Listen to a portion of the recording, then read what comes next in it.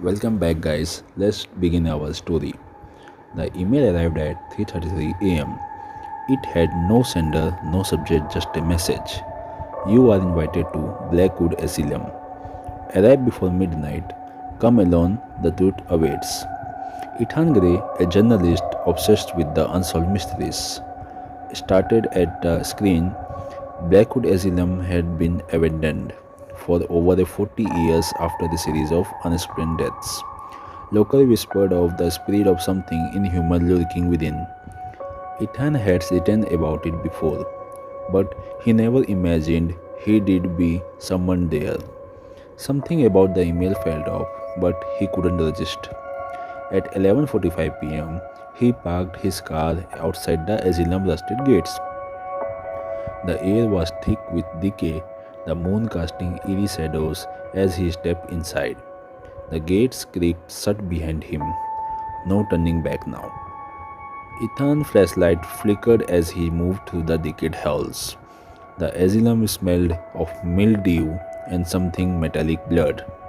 His footsteps echoed, but there was something else whispering.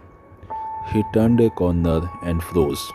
A wheelchair rolled slowly down to the corridor on its own. The walls were scratched with words. Help me, he is watching, don't trust the doctor. Then, static. His camera, which had been recording, suddenly crackled. A distorted voice whispered, Ethan, you shouldn't have come. A door slammed shut behind him. Ethan found an old file on the rotting desk. It detailed a secret experiment, the Lazarus Project. Patients were subjected to cruel tests.